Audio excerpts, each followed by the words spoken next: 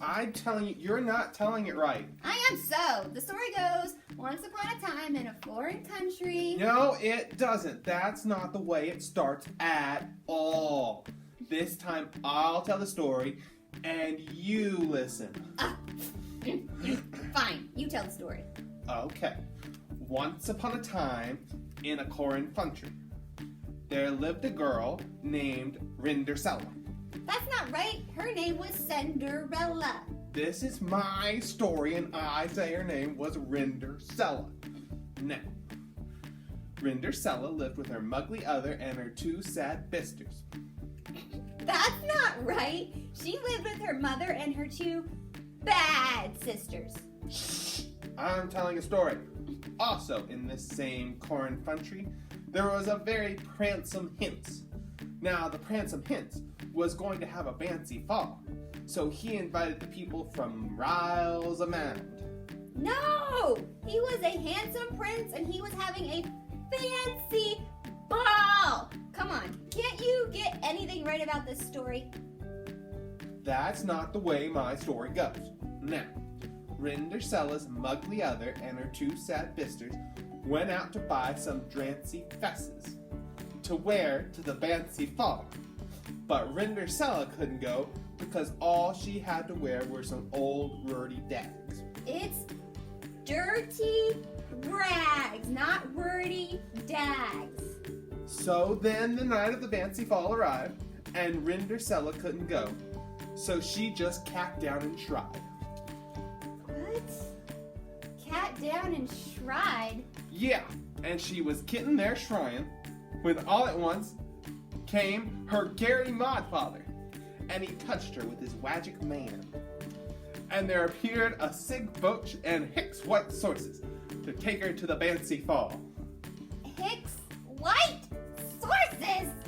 Yes, Hicks White Sources. Then the Gary Modfather said, Rindercella, be sure to be home before midnight or I'll turn you into a pumpkin. So when Rindercella arrived at the fancy fall, the pransome hince met her at the door because he had been watching through a wooden window. A what? A wooden window? What is a wooden window? You know, a hidden window. Oh, okay, that makes sense now. Don't stop, I want to hear the rest of the story. Oh, now she wants to hear the story. After arriving at the fancy fall, Rindercella and the pransome hince danced all night, and they lell in fun. Then all at once the mid-clock struck night, and Rindercella staced down the rares, and as soon as she beats the bottom, she slopped her dripper. She slopped her dripper. Now what on earth does that mean? You know, dropped her slipper. Oh, okay, I get it now. Now, the next day, the pransome hince went all over the corn country, looking for the beautiful girl who slopped her dripper. He came to Rindercella's house. Well, he tried it on her muggly other, and it didn't fit. Then he tried it on her two sad sisters, and it didn't fit. Then he finally tried it on Rindercella, and it fit. It was just the sight rise. So they got married and lived happily ever after. Now. Wait, what about the moral of the story? These stories always have a moral. I was getting to that. Now, the story of the story is this. If you want to go to a fancy fall and meet a pransome hince and lell in fun with him, don't forget to slop your dripper. The end. Right. The end.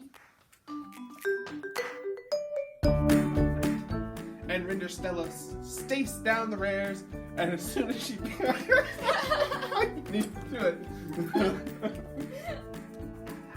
I'm stuck. Oh God. Oh, this is a great punk show.